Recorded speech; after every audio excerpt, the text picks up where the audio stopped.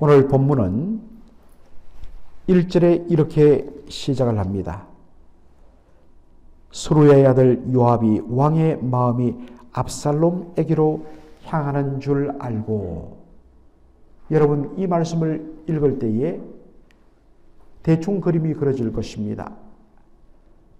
한때는 압살롬에 대하여 분노하였는데 이제는 그 도망치고 떠나간 자식에 대하여 정말 간절한 마음, 그 마음이 그쪽으로 향한 것을 알고서 요압이 드고아의 지혜로운 여인, 굉장히 어떤 면에서는 탁월한 말솜씨로 어떤 면에서는 스토리를 꾸며갖고 사람의 마음을 그렇게 움직이는 재주를 가진 드고아의 지혜로운 여인을 불러서 자기가 만든 그 스토리들을 넣어주고 다윗 왕의 마음을 움직여 결과적으로는 압살롬을 데려오는 것을 허락하도록 그렇게 만드는 내용이 오늘 본문에 나와 있습니다. 그런데 1절에 보니까 왕의 마음이 압살롬에게로 향하는 줄 알고, 이 비슷한 표현이 바로 39절 사무엘하 13장 39절에도 나오는 것을 보게 됩니다. 전반적으로 다시 한 번 더 우리가 오늘 이 본문의 말씀을 잘 이해하기 위해서 어제 본문 우리가 주일이었지만은 한번 후반부를 13장 후반부를 정리할 필요가 있습니다. 압살롬은 자신의 친여동생 다말을 범한 이복형 암논에 대하여 앙심을 품습니다. 그러나 겉으로 드러내지 아니하고 그 2년간 인고의 세월을 보내면서 정말 복수의 계획을 잘 철저히 준비하다가 양털 깎는 날에 잔치를 벌이고 형을 초대합니다. 다른 왕자들도 초대합니다.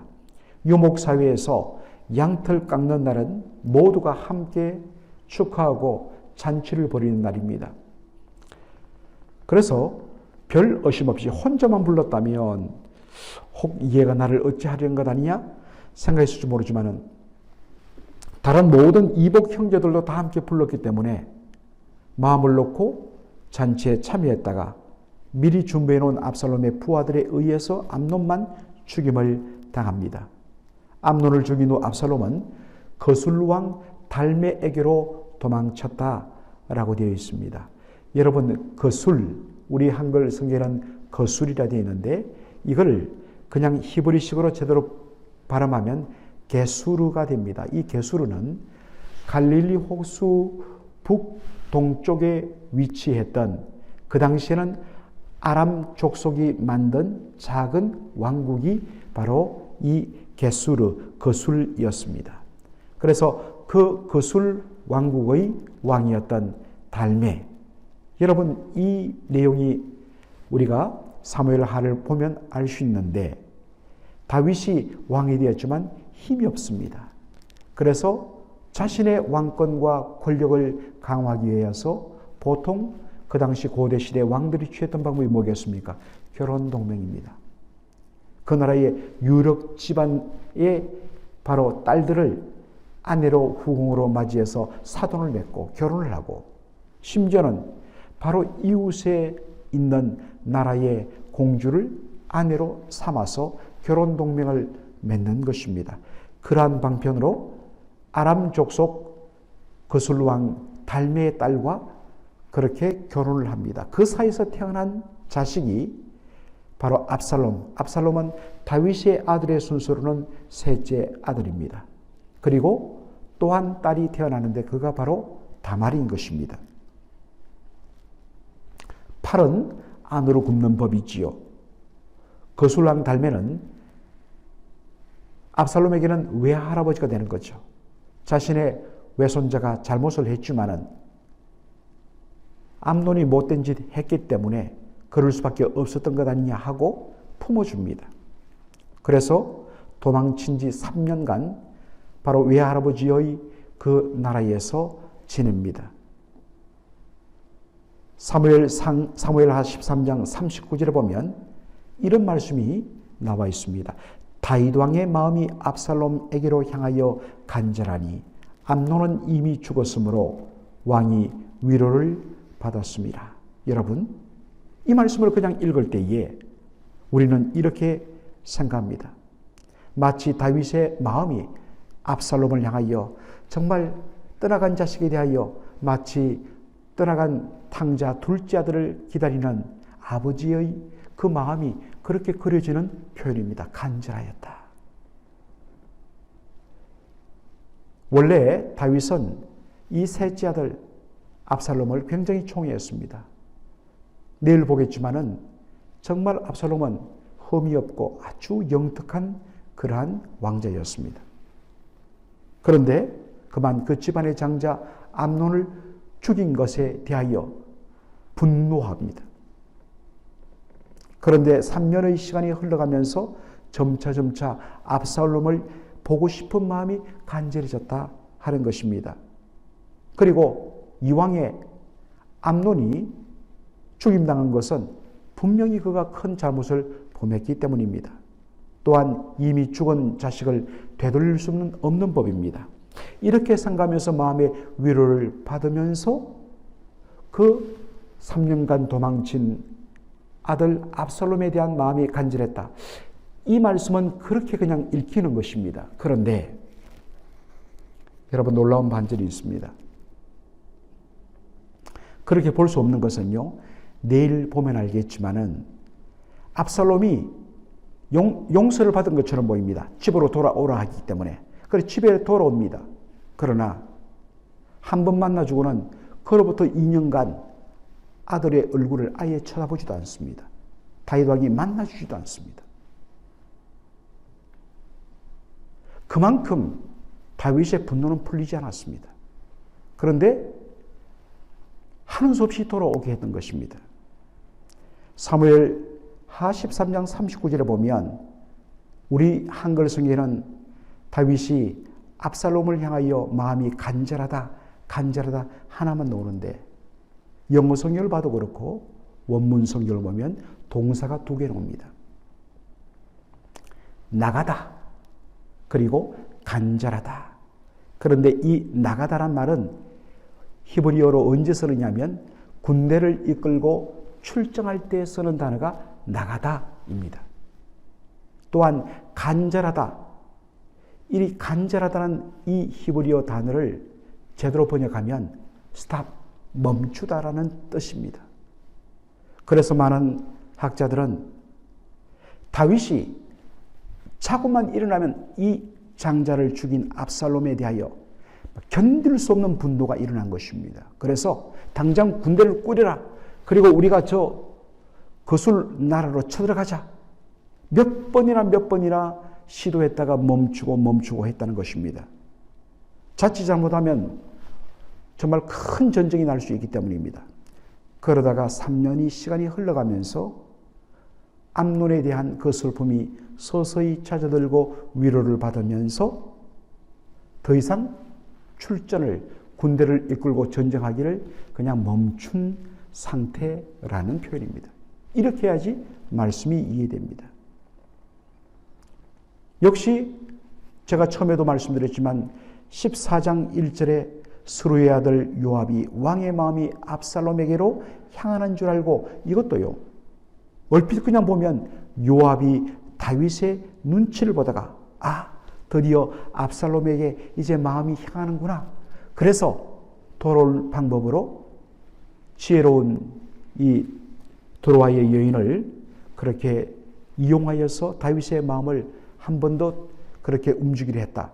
그렇게 우리는 이해하기 쉬운데요. 사실 여기에 향하여라는 말을 보면 영어 성경에도 잘 번역이 되어 있지만 against, 대항하여, 적대하여라는 뜻입니다. 3년이 지나도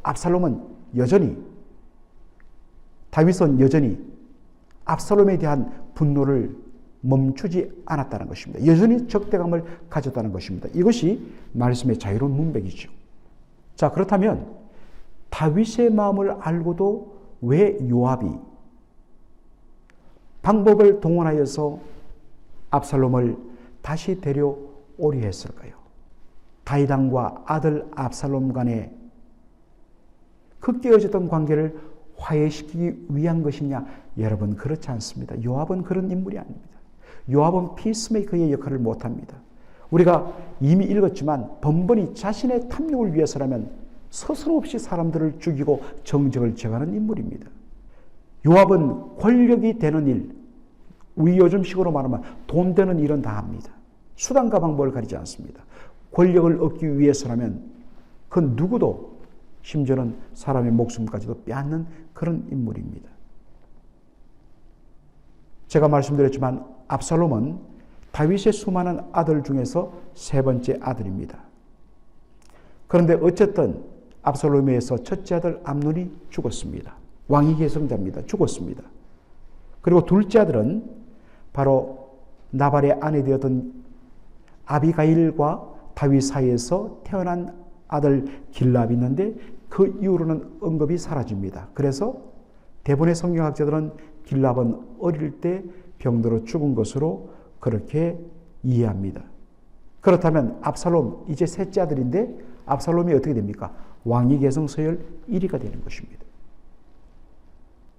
그런데다가 백성들이 압살롬을 동정합니다. 암논이 죽을 만했지. 그리고 압살롬은 내일 보겠지만 정말 모든 사람들이 허무할 만한 그러한 모습을 가지고 있습니다. 눈치가 빠르죠. 요압이 어느 편에 서면 내 권력을 계속 이어갈까 딱 보이는 것입니다. 바로 이럴 때 압살롬 도와주면 나중에 아버지 때 이어 자식 때까지 큰 권력을 내가 쟁취하리라. 그렇게 계산합니다. 이걸 우리가 나중에 열왕기상 1장을 보면 다윗 왕이 늙어 병들었을 때에 그가 넷째 아들 아도니아 편했습니다. 그래서 아도니아를 왕으로 세우려 했다가 실패하고 나중에는 비참하게 솔로몬에 의해서 죽임당하죠. 얼마나 권력의 화신인지 모릅니다. 그래서 다윗의 마음을 움직이기 위하여 오늘 우리가 길게 읽었던 오늘 그러한 덕우와 여인의 스토리가 나오는데 덕우와 여인, 말로 눈물을 흘리며 그런 말로 사람을 감동시키는 재주를 가진 여인을 동원하여 갖고 지금 압살롬을 돌아오게 하려는 것입니다. 근본 동기 자체가 잘못되었고 그리고 일을 풀어가는 순수도 잘못되었습니다. 하나님을 경외하지 않고 철두철미하게 세상적인 지혜로 꾀로 살아가는 사람은 동기도 그리고 문제 해결의 순수도 막 자기 멋대로 바꿉니다. 진정 아버지와 아들을 화해시키기 위한 피스메이커로서의 동기가 아니라 철두철미하게 자신의 사적인 유익을 위하여 사실은 그 사람을 사랑하는 것이 아니라 자기 자신을 사랑하는 것입니다. 둘째는 순수가 잘못되었습니다. 먼저 요구할 것은 압살롬의 회개입니다. 너의 잘못, 물론 속상하고 분하지만 그렇다고 해서 칼로 형을 죽이는 일은 정말로 하나님 앞에 죽을죄다. 먼저 회개해라. 철두철미하게 회개하고 돌이키는 그 모습을 보여야 내가 당신을 도와줄 수 있다. 그런데 압살롬의 회개는 필요 없는 것입니다. 그저 다윗의 마음을 돌려갖고 압살롬 돌아오게 해갖고 그 자리에 서게 하면 되는 것. 이것이 압살롬의 세상적인 잔꾀였습니다. 잘못된 동기에서 그리고 회개가 우선되는 순서를 어기고 그저 압살롬을 복귀만 시키는 데 몰두하다 보니까 몇 년 후 이 압살롬이 아버지 다윗을 향하여 반역을 일으키고 나라를 완전히 초토화시켜버리는 그런 일을 꾸며내지 않습니까? 얼마나 무슨지 모릅니다. 사랑하는 성도 여러분, 오늘 우리가 무슨 일을 하든지 항상 그 동기가 하나님 앞에 무엇인지 정말 하나님을 사랑하며 진정 형제자매를 사랑하여 우리가 하는 것인지 아니면 나의 주장, 나의 욕심, 자기 사랑 때문에 그러한 것을 하는 것인지를 우리는 항상 확인해야 합니다. 그리고 우선적으로 제일 먼저 회복될 것은 관계 회복입니다. 그 관계를 깨뜨린 부분이 죄라면 하나님 앞에 그리고 그 당사자 앞에 회개하고 용서를 구하며 먼저 회복이 있어야 하는 것입니다. 바로 이것이 오늘 저와 여러분이 이 본문의 말씀을 통하여 다시 한 번 더 우리가 되새기고 우리를 돌아보게 되는 그런 말씀의 내용인 줄로 믿습니다. 기도하겠습니다. 아버지 하나님, 은혜와 사랑을 감사합니다.